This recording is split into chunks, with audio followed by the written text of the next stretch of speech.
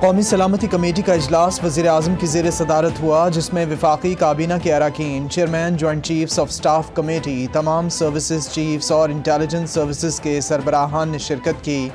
कौमी क़यादत ने इस बात पर इत्तफ़ाक़ किया कि पाकिस्तान की सलामती पर कोई समझौता नहीं किया जा सकता। दहशतगर्दी के ख़िलाफ़ वफाकी और सूबाई हुकूमतें नेशनल एक्शन प्लान पर अमल करेंगी। आवाम के मफाद में इक़्तिसादी पॉलिसियाँ मुरतब करने पर इत्तफ़ाक़।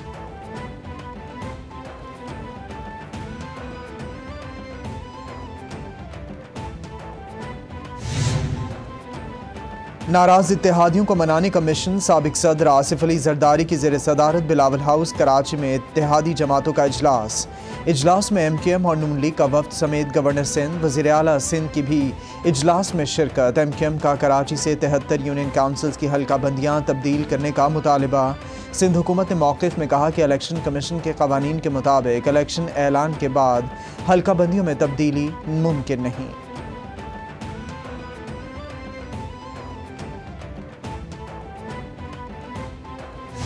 बात सच है कि रोशनियों का शहर मुजरिमों का शहर बनता जा रहा है और हम इसे मुजरिमों का शहर नहीं बनने देंगे। बहुत सारे मसाइल हैं लेकिन हल भी मौजूद है।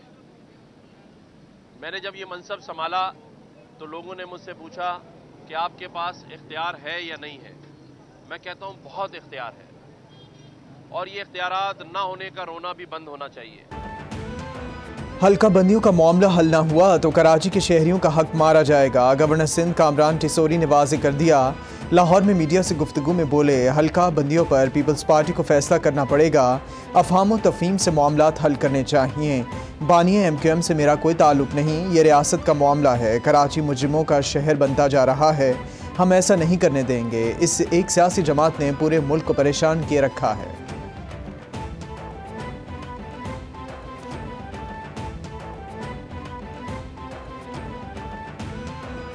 फवाद चौधरी ने उस दिन कहा था हम मुकदमा दर्ज कराने, तो मैं इंतज़ार कर रहा हूँ कि फवाद चौधरी साहब कब मुकदमा दर्ज करा रहे हैं। मैं ओपन चैलेंज देता हूँ फवाद चौधरी साहब को और PTI को कि आप मुकदमा दर्ज कराएं पंजाब में। आप हिम्मत करें, FIR कटवाएं। जैसे ही आप FIR कटवाएंगे हम खुद पंजाब में वहाँ हाजिर होंगे। हम खुद वहाँ पर आपके मुकदमे के लिए जिस थाने में कटवाएंगे उस थाने में जाएंगे और हम देखेंगे कि जी आप भले फिर हमें, अगर आप में इतनी माशाल्लाह जुर्रत है तो हमें गिरफ्तार भी कर दीजिएगा। आप करें, मुकदमा दर्ज करें। सिर्फ TV पे बयानात ना दें, झूठे प्रोपेगेंडा ना फैलाएं, गलत बातें ना करें। वज़ीर इत्तलात सिंध शर्जील इनाम मेमन कहते हैं, हुकूमत बल्दियाती इंतखाबात कराने के लिए तैयार है। हम इलेक्शन कमीशन के हर फैसले को आईनी तौर पर पूरा करेंगे। कहा जा रहा है मुझ पर पंजाब जाने पर पाबंदी लगाई जाएगी। किसी में हिम्मत है तो मुझे रोक कर दिखाए। पीपल्स पार्टी की तरफ से NRO लेने की खबर की तरदीद करता हूँ। आसिफ अली जरदारी को कोई NRO नहीं मिला।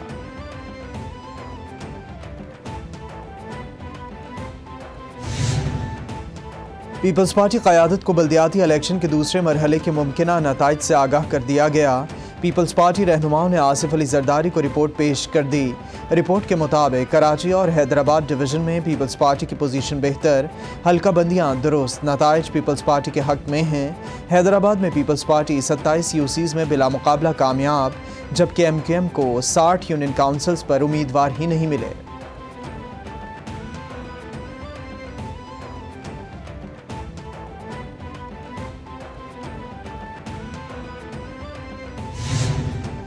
इलेक्शन कमीशन ने इस्लामाबाद में बल्दियाती इंतखाबात के लिए तैयारियां तेज़ कर दी। 10 जनवरी को इलेक्शन कराने पर गौर। हतमी तारीख का तयन चीफ इलेक्शन कमिश्नर दीगर मेंबरान की मुशावरत से करेंगे। ज़राए के मुताबिक बैलेट पेपर्स रिटर्निंग अफसरान के दफातर पहुँचा दिए गए। पोलिंग में महकमा तालीम बड़ी रुकावट है। इलेक्शन कमीशन ने अदालत में पोलिंग अमला दस्तियाब न होने का उज़्र पेश किया था।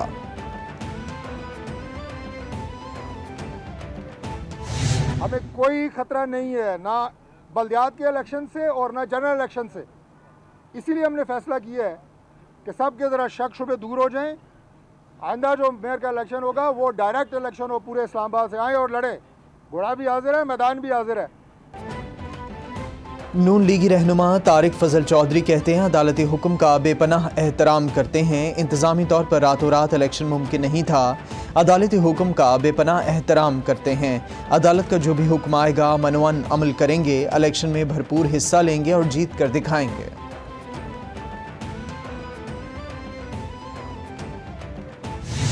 कहता हूं 2013 से हमारा फिर से एहतसाब शुरू कर दो, मगर 2018 से लेकर आज तक पाकिस्तान को इस हालत में पहुंचाने वाले लाडले कब तक रहेंगे, उनका एहतसाब क्यों नहीं किया जा सकता।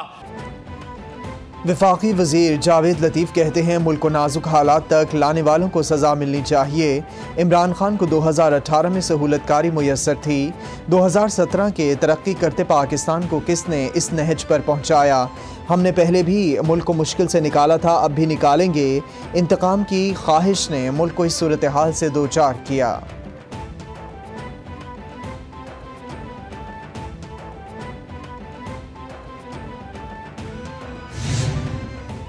चेयरमैन पाकिस्तान तहरीक इंसाफ इमरान खान की ज़ेर सदारत पार्टी तर्जमानों का इजलास। सिंध के वजीर शर्जील मेमन और नासिर शाह के खिलाफ पंजाब में FIR दर्ज करने का फैसला। पार्टी ज़राए के मुताबिक सिंध के दोनों वजीर हॉर्स ट्रेडिंग में मुलव्वस हैं। इमरान खान ने दोनों के खिलाफ FIR दर्ज कराने का हुक्म दे दिया।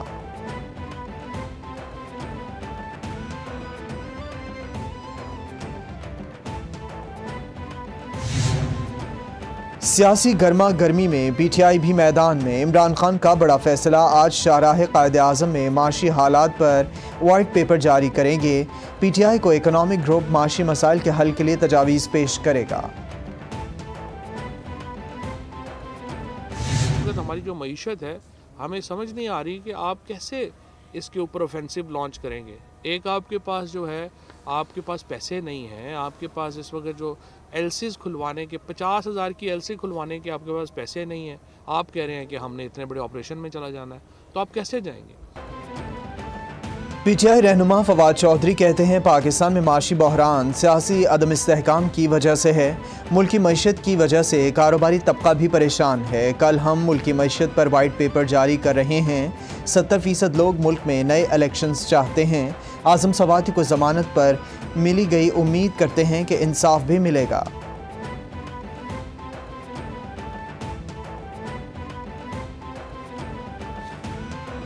70 साल बुजुर्ग के साथ, आज़म सवाती के साथ अगर ये हुआ है तो आम आदमी के साथ जो है वो क्या होता होगा। आम आदमी की जो बेरोजगारी हो रही है, जो सनतें बंद हो रही हैं, जो फैक्ट्रियां बंद हो रही हैं, जो मजदूर बेरोजगार हो रहा है, उसके लिए कोई इजलास आपको नजर आया? कौम जिस तरह से तुम गंदे झूठे प्रोपेगेंडे को लॉन्च करते हो, चाहे वो ऑडियो की शक्ल में हो, चाहे वो वीडियो की शक्ल में हो, कौम आप लोगों के मुंह के ऊपर वापस फेंकती है। आज़म सवाती के खिलाफ मुतनाज़ ट्वीट पर मुकदमा बना और 1 माह से ज़ायद जेल में रखा गया। मुल्क डिफ़ॉल्ट होने के करीब पहुँच चुका, बेरोज़गारी अरूज पर और सनतें बंद हो रही हैं। फ़ारूक हबीब की मीडिया से गुफ्तगू, मुसर्रत जमशेद चीमा बोली, पंजाब के अराकीन अपना ज़मीर नहीं बेचेंगे। जाली ऑडियोज़ वीडियोज़ को आवाम ने मुस्तरद कर दिया। आवाम किसी प्रोपेगेंडे का शिकार नहीं होंगे। सहूलतकारी इमरान खान को नहीं, PDM के टोले को दी जा रही है।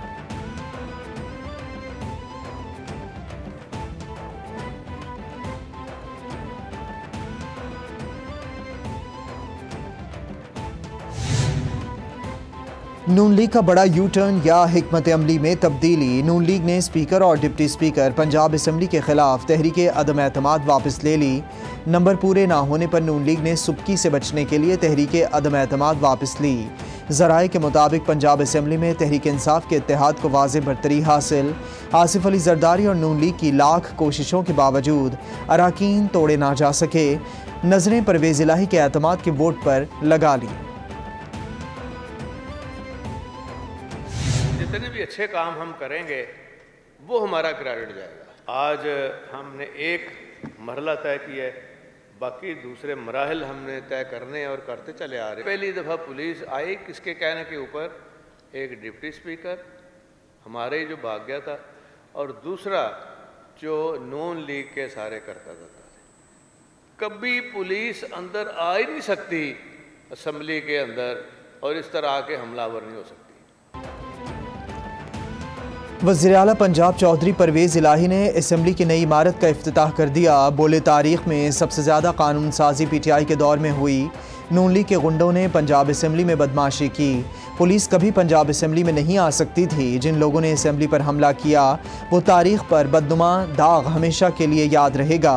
नून लीग वाले 2-3 साल बाद आते हैं और तबाही मचा देते हैं। नाआकबत अंदेश लोगों की तरफ इशारा करके बात करना चाह रहा था कि जिन्होंने मुल्की वसाइल को, इस सूबे के वसाइल को ज़ाया किया और जो चीज़ उस वक्त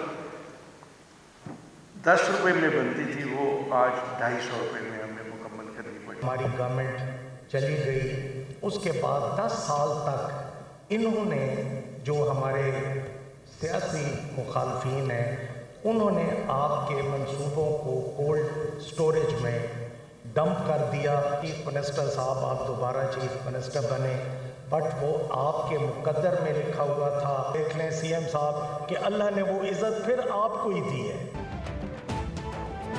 सूबाई वजीर राजा बिशारत कहते हैं नाआकबत अंदेश लोगों ने सूबे के वसाइल को ज़ाया किया। जो चीज़ पहले 10 रुपये में बनती थी और 2.5 रुपये में मिलती थी, इन लोगों की निशानदेही होनी चाहिए जिनकी वजह से अरबों रुपए ज़ाया हुए।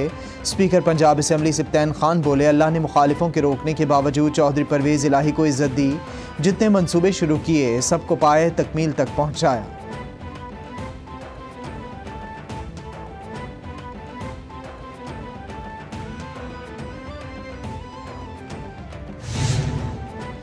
फैसल वावडा की सेनेट की खाली नशिस्त पर इलेक्शन 25 जनवरी को होगा। इलेक्शन कमीशन शेड्यूल के मुताबिक कागजात नामजदगी 5 से 7 जनवरी तक जमा कराए जाएंगे। 5 और इस हवाले से जांच पड़ताल 12 जनवरी को होगी। कागजात नामजदगी 20 जनवरी तक वापस ले जा सकेगी। वोटिंग सिंध असम्बली की इमारत में होगी।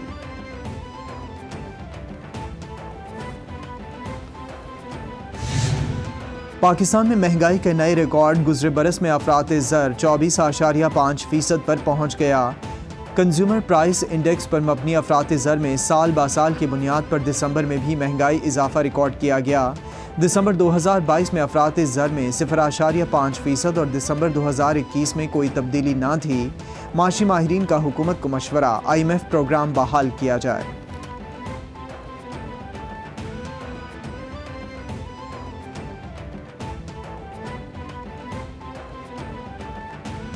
मेरा मकसद है राइट दिखा के लेफ्ट गूगली मारना, और मुझे इनसे नौकरी नहीं चाहिए है। मैं क्यों इनसे नौकरी मांगूंगा? मेरी एक इंटरनेशनल स्टैंडिंग है, ये मेरा डिसाइड करेंगे करियर के आपको नौकरी हम देंगे। अगर पूरी आपने स्टेटमेंट नहीं कोट की है, स्टेटमेंट ये है कि अगर वो चाहेंगे कमेंट्री करना तो हम देखेंगे कि क्या उस पर वो पूरा उतरते हैं या नहीं उतरते हैं। अच्छा, स्टैंडर्ड के ऊपर तो ये मेरा स्टैंडर्ड सेट करेंगे। तो पॉइंट कहने का ये टोपी ड्रामा है। रमीज़ राजा की कैपिटल टीवी के प्रोग्राम इनसाइट विद मुज़म्मिल में खुसूसी गुफ्तगू। रमीज़ राजा का चेयरमैनशिप की बरतरफी के बाद अहम इंकशाफ। मैं पहले चेयरमैन PCB था, इसलिए खुलकर बात नहीं कर सकता। मेरा मकसद है राइट दिखाकर लेफ्ट गूगली मारना।